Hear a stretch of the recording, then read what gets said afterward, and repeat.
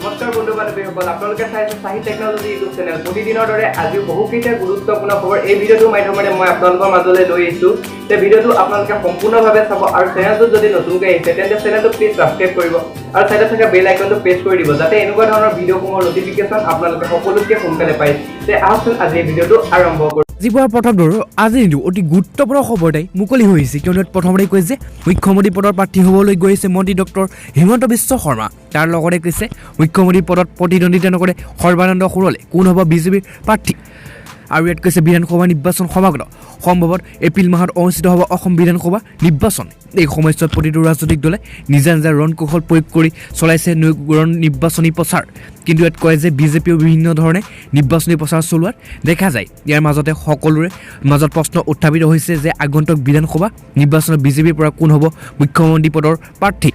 কিন্তু তাৰ লগতে কৈছে সূত্ৰ অনুসৰি জানিব পৰা মতে এইবাৰ বিধানসভা নিৰ্বাচনৰ বাবে বিজেপিয়ে মুখ্যমন্ত্ৰী পদৰ প্ৰাৰ্থী ঘোষণা নকৰাৰ সিদ্ধান্ত গ্ৰহণ কৰিছে। দলটোৱে কোনো এজনক আগত ৰাখি নিৰ্বাচনী যুঁজ নকৰে, আগত অৰ্থাৎ মুখ্যমন্ত্ৰী সৰ্বানন্দ সোণোৱাল মুখ্যমন্ত্ৰী পদৰ প্ৰাৰ্থী নহয়। কিন্তু তাৰ লগতে কৈছে উল্লেখযোগ্য যে অসমৰ নেতা আইভাগ তথা ডক্টৰ হিমন্ত বিশ্ব শৰ্মাৰ স্থিতি যথেষ্ট শক্তিশালী। বহু ক্ষেত্ৰত মুখ্যমন্ত্ৰীতকৈ হিমন্তৰ জনপ্ৰিয়তা বেছি পৰিলক্ষিত হয়। আনহাতে বিজেপিৰ ৰাষ্ট্ৰীয় সম্পাদক দিলীপ শইকীয়াও এজন শক্তিশালী নেতা, যাৰ দলে সিদ্ধান্ত গ্ৰহণ কৰিছে। অৱশ্যে দলৰ তৰফৰ পৰা এতিয়াও এই কথা আনুষ্ঠানিক ঘোষণা কৰা হোৱা নাই। পৰৱৰ্তী সময়তে গম পোৱা যাব বুলি ইতিমধ্যে দলৰ স্থিতি জানিব পৰা গৈছে। যিবোৰৰ পাছত আজি কিন্তু অতি গুৰুত্বপূৰ্ণ ভয়ংকৰ ব্ৰেকিং নিউজ এটাই মুকলি হৈছে, কিয়নো কৈছে যে কুইপৰ সৈতে আৰু নহ'ব আলোচনা। অপহৃত দুই বিষয়াক যিকোনো মুহূৰ্ততে দিয়া হ'ব চৰম শাস্তি, ঘোষণা কৰিলে আলফা এ আৰু NSNK। তাৰ লগতে ইয়াত কৈছে কুইপৰ সৈতে কোনো আৰু কথা নাপাতে আলফা আৰু NSNK। সংগঠনৰ বিশেষ সূত্ৰই নিউজ 18ক জনালে এই কথা যিকোনো মুহূৰ্ততে চৰম শাস্তি দিব অপহৃত ৰাম কুমাৰ আৰু প্ৰণৱ কুমাৰ গগৈক। তাৰ লগতে ইয়াত কৈছে উল্লেখযোগ্য যে কুইপৰ সৈতে দুদিন ধৰা চলা আলোচনাৰ ব্যৰ্থ হ'ল আলফা আৰু স্বাধীন আৰু NSNK। আলোচনা ব্যৰ্থ হোৱাৰ পিছতেই দুই বিষয়াক চৰম শাস্তি দিয়াৰ সিদ্ধান্ত আলফা আৰু NSNK। অহা সপ্তাহৰ যিকোনো সময়তে দিব চৰম শাস্তি। ইয়াৰ বাবে কুইপৰ আৰু অইল আৰু চৰকাৰী দোষী হ'ব বুলি ঘোষণা কৰিছে দুয়োটা সংগঠন। ইয়াৰ পাছত আজি অতি গুৰুত্বপূৰ্ণ আনহাতে ব্ৰেকিং নিউজ এটা মুকলি হৈ আহিছে, কিয়নো কৈছে যে পঞ্চম শ্ৰেণীলৈকে কোনো ছাত্ৰ ছাত্ৰীয়ে ইংৰাজী মাধ্যমত পঢ়িব নোৱাৰিব। হিমন্ত বিশ্ব শৰ্মাই কৰিলে বৃহৎ ঘোষণা।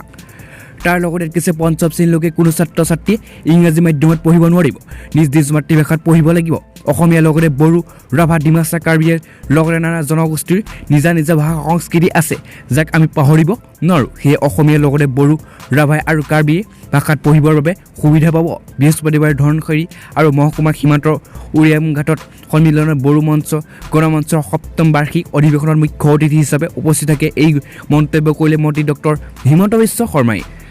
তাৰ লগতে ইয়াত কৈছে ইফালে শিক্ষা গ্ৰহণৰ ক্ষেত্ৰতো চৰকাৰে ৰাষ্ট্ৰীয় শিক্ষানীতিত নিজ মাতৃভাষাৰ পঞ্চম শ্ৰেণীলৈকে পঢ়াৰ সুবিধা কৰি দিছে বুলি মন্ত্ৰীগৰাকীয়ে মন্তব্য কৰিছে। তেখেতে কয় যে চৰকাৰে ৰাষ্ট্ৰীয় শিক্ষানীতিত নিজ মাতৃভাষাৰ পঞ্চম শ্ৰেণীলৈকে পঢ়াৰ সুবিধা কৰি দিছে, কিন্তু মাতৃভাষাৰ পঢ়িবৰ বাবে ভাষা সংস্কৃতি ৰক্ষাৰ বাবে যথেষ্ট শিক্ষক লাগিব। সেয়েহে চৰকাৰে সিদ্ধান্ত লৈছে অহা বৰ্ষৰ এই বছৰতকৈ বহু শিক্ষক নিযুক্তি প্ৰদান কৰিব।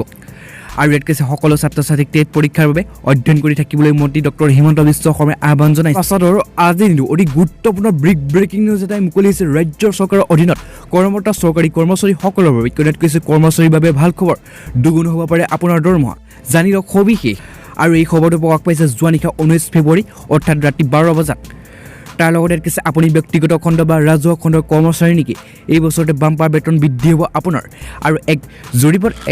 প্ৰকাশিত তথ্য অনুসৰি 2টা সংখ্যাযুক্ত বেতন বৃদ্ধি পাব আপোনাৰ। আৰু তাৰ লগতে ইয়াত কৈছে দিলপ্তি টাটছি থমাছ টু ইণ্ডিয়া LLP আৰু চমুকৈ DTTI LLP দ্বাৰা 2021 চনৰ কৰ্মশক্তি আৰু বেতন বৃদ্ধি ট্ৰেণ্ড জৰীপৰ প্ৰথম পৰ্যায় অনুসৰি চলিত বৰ্ষৰ 4.4%তকৈ অধিক গড় বেতন বৃদ্ধি হ'ব। যদিও 2019ত কোম্পানীবোৰে দিয়া 8.6% বেতনৰ বৃদ্ধি পৰিমাণতকৈ কম হ'ব পাৰে এইবাৰৰ পৰিমাণ। কিন্তু ইয়াত কৈছে বিগত বৰ্ষত 60% কোম্পানীৰ তুলনাত চলিত বৰ্ষৰ জৰীপত 90% কোম্পানীয়ে অংশগ্ৰহণ কৰিছে, যিয়ে কৰ্মচাৰীৰ বেতনৰ পৰিকল্পনা কৰিছে। 2020 চনৰ ডিচেম্বৰত BTB আৰু ইণ্ডিয়া স্পেচিফিক আৰু ছাৰ্ভে অংশ হিচাপে এই জৰীপ আৰম্ভ কৰা হৈছিল, যিয়ে 7টা খণ্ড আৰু 25টা উপখণ্ডৰ প্ৰায় 400 কোম্পানীক সামৰি লৈছিল।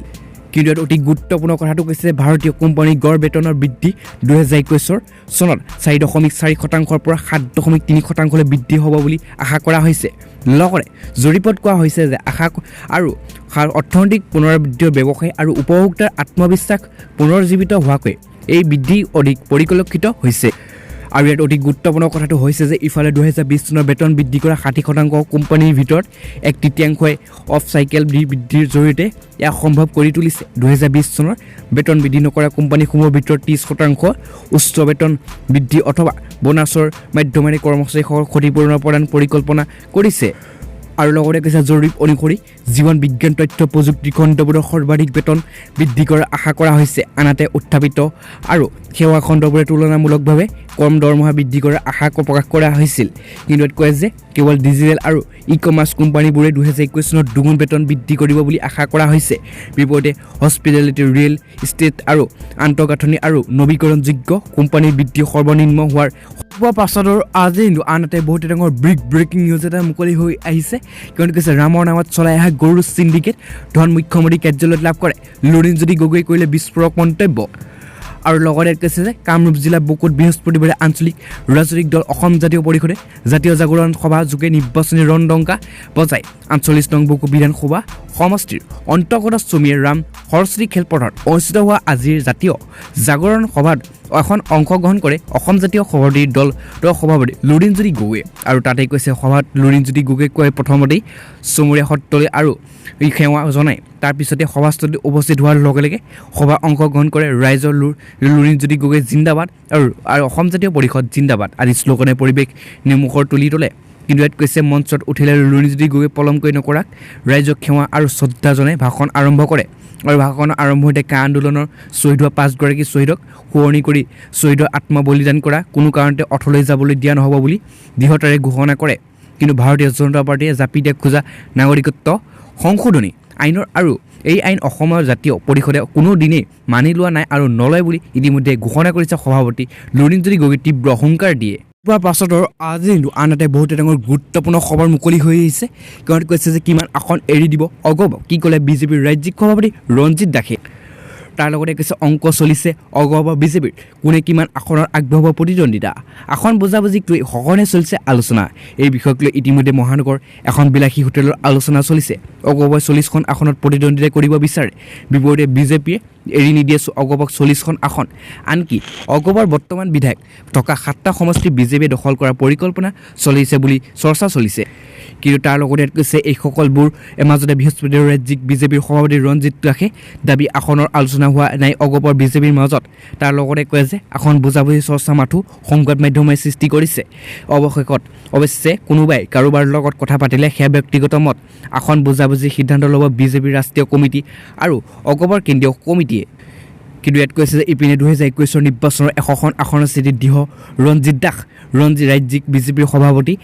গৰাকী নিজ সমষ্টিৰ সলনি সন্দৰ্ভত সাংবাদিকে কৰা প্ৰশ্নৰ উত্তৰ দাসে ক'লে 126 সমষ্টিত যিকোনো সমষ্টিত প্ৰতিদ্বন্দ্বিতা কৰিবলৈ সাজু সৰভোগত বিজেপিৰ বিজয় নিশ্চিত ৰঞ্জিত দাসৰ স্থানত পিস্তা প্ৰমুখে প্ৰতিদ্বন্দ্বিতা কৰিলে বিজেপিৰ জয় হ'ব বুলি দাবী কৰে ৰাজ্যিক সভাপতিগৰাকী আজি পোৱা পাছতো আজি আনহাতে বহুতে ডাঙৰ গুৰুত্বপূৰ্ণ ব্ৰেকিং নিউজ এটা মুকলি হৈ আহিছে কাৰণ কৈছে বৰঙণিৰ 12টা বিধানসভা সমষ্টি কোনে দখল কৰিব এজিপি আৰু ৰাজ্য দলে বিপিএফক দিবনে এৰি